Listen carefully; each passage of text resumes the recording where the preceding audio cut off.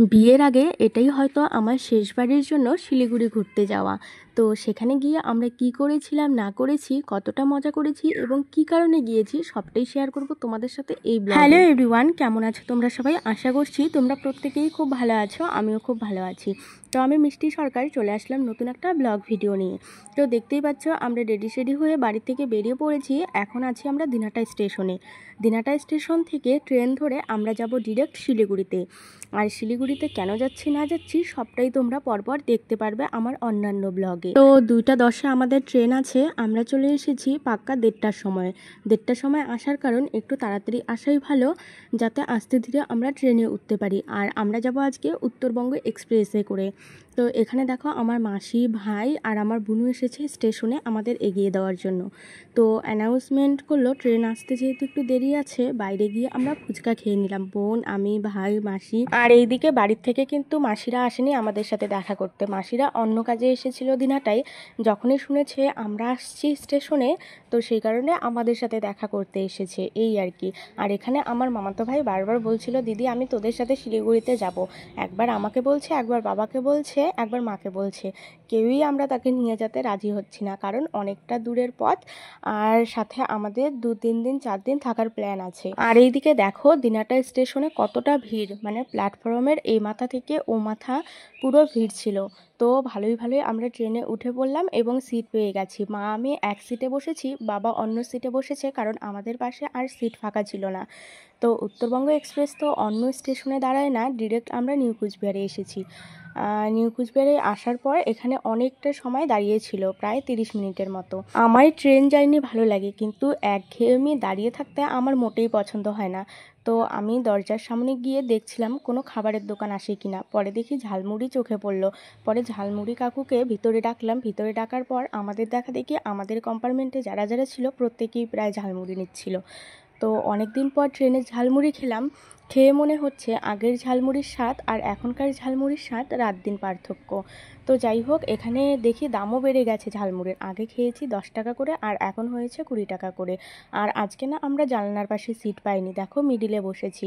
তো মিডিল থেকেই বাইরের একটু ভিউ ক্যাপচার করে নিচ্ছিলাম। আর এই ট্রেনটা নিউ কুচবিহারেই শুধু দেরি করেছিল, আর অন্য কোথাও কিন্তু একটুও দেরি করে না, এই জন্য আজকে ট্রেন জার্নিটা বেশ ভালো লেগেছে। তো যাই হোক, আমরা প্রায় এনজিবির কাছাকাছি চলেই এসেছি বেলা থাকতেই। তো এখন আমাদের নামতে হবে, আর এনজিবি ঢোকার আগেই একটা ক্রসিং পড়ে গেছে, মানে একটা ট্রেন ঢুকছে, সেই জন্য আমাদের এই ট্রেনটা দাঁড়িয়ে আছে। তো দেখো আমরা কিন্তু একদম ট্রেনের শেষ মাথায়। তো এই যে দেখতে দেখতে আমরা চলেও এসেছি এনজেপিতে, আর নেমেও পড়েছি। আর এদিকে দেখো বাবা মা একটা ব্যাগ নিয়েছে, ওই ব্যাগটা নিয়ে নড়তেই পারছে না। এই ব্যাগের মধ্যে কি আছে তোমাদের একটু পরেই দেখাবো, এতটা ওয়েট ছিল এই ব্যাগে। যেহেতু বাবা মা দুইজন মিলেও ব্যাগটা টানতে পারছিল না, আমি ভাবছিলাম এখান থেকে একটা কুলি ডেকে নেই, কুলি নিয়ে যাবে, কিন্তু দুর্ভাগ্যবশত সামনে কোনো কুলিই ছিল না, পরে বাবাকেই কষ্ট করে ব্যাগটা উবোতে হয়েছে। আর দেখো আমরা কিন্তু একদম সন্ধ্যা লাগার আগেই এনজিবিতে চলে এসেছি, এত তাড়াতাড়ি এসেছে এই এক্সপ্রেস ট্রেনটা। আর যেহেতু অনেক দিন পর এনজিবিতে আসলাম, সামনটা এতটা পরিবর্তন হয়েছে আমরা ঠিকমতো নিশানাই দিতে পারছিলাম না কোন দিকে যাব না যাব। তো যাই হোক, স্টেশন থেকে বেরিয়ে আমরা অটো নিয়ে নিই এবং মেডিকেল মোড়ে চলে আসি, কারণ আমার পিসি বাড়ি মেডিকেল মোড়ে। আর মেডিকেল মোড়ে এসে আমি সবার প্রথমে মোমো খেয়ে নিচ্ছিলাম, কারণ এই দোকানের মোমো আগে অনেকবার খেয়েছি, ভীষণ ভালো লাগে। তো আজকেও এই মোমো আর স্যুপটাকে মিস করিনি, যেহেতু অনেকটা জার্নি করেছি, অনেক টায়ার্ড লাগছিল। এই স্যুপটা খেয়ে বেশ ভালো লাগছিল, মানে সুন্দর একটা ফিল হচ্ছিল। এইদিকে আমি বসে বসে মোমো খাচ্ছিলাম, আর অন্যদিকে বাবা গেছে পিসাকে খুঁজতে আর মিষ্টি নিতে, মানে বুনুরা যেহেতু বাড়িতে আছে মিষ্টি নিতে। তারপর আমরা এই জায়গায় একটা টোটো নিয়ে নিলাম। টোটোটা দেখো একটা মহিলা মানুষ চালাচ্ছে। আমাদের দিনহাটায় এই জিনিসটা কিন্তু কোনোদিনও আমার চোখে পড়েনি, কিন্তু শিলিগুড়িতে আমার এই জিনিসটা চোখে পড়লো। অনেক জায়গাতেই দেখেছি মহিলারাই আর কি টোটো চালাচ্ছে। এই টোটোওয়ালাটাকে যে দেখতে পাচ্ছ তোমরা, আমরা এর আগেও যখন শিলিগুড়িতে এসেছিলাম এনার টোটোতেই উঠে গিয়েছিলাম, মানে ভীষণভাবে মনে আছে, যেহেতু ইনি মহিলা, তো সেই কারণে আমাদের কিন্তু মানে এক দেখাতেই আমরা চিনতে পেরেছি যে এই টোটোওয়ালাই ছিল ওই দিনেরও। যাই হোক, এনারা যে কতটা সাহস নিয়ে এই কাজের সঙ্গে যুক্ত হয়েছে তাদেরকে সত্যিই মানে কুর্নিশ জানানো দরকার।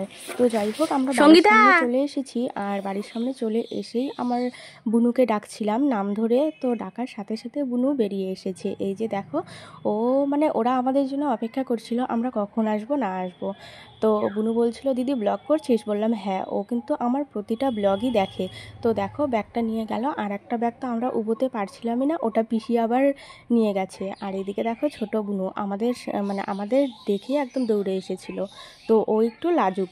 তো যাই হোক, এদিকে দেখো আমরা যে ব্যাগটা নিয়ে এসেছিলাম, এই ব্যাগটা ট্রেনে নিয়ে কী যে আমাদের অবস্থা হয়েছে।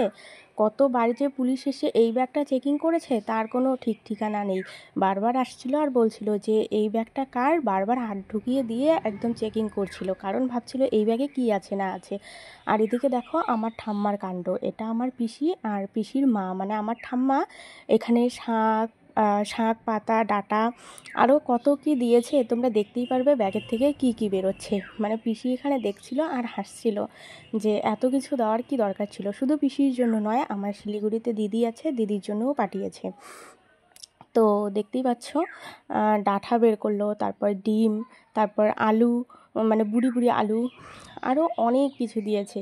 এই যে দেখো, ঠাম্মার বুদ্ধি আছে বলতে হবে। একটা বাটির মধ্যে চাল দিয়ে, মানে কিছুটা চাল দিয়ে তার উপর ডিম বসিয়ে দিয়েছে, যাতে গাড়ির ধাক্কাতে ডিম একটুও না ফেটে যায়।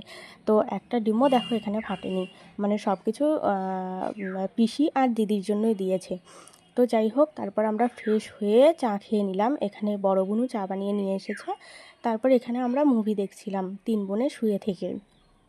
আর এখন রাত্রি প্রায় 11টার মতো হয়েছে, এখন আমরা ঘুমোবো। তাই বুনুকে বলছিলাম, বুনু টিভিটা অফ করে দে। এদিকে দেখো আমরা এখন লাইটটা অফ করবার জন্য শেষবারের মতো একটা ভিডিও করে নিলাম। তো এই ছিল সেদিনের একটা ছোট্ট ব্লগ। কেমন লাগলো ব্লগটা জানিও। আর খুব তাড়াতাড়ি দেখা হচ্ছে শিলিগুড়ির ডে 2 ব্লগ নিয়ে। চলো আজকের মতো এই পর্যন্ত, টাটা।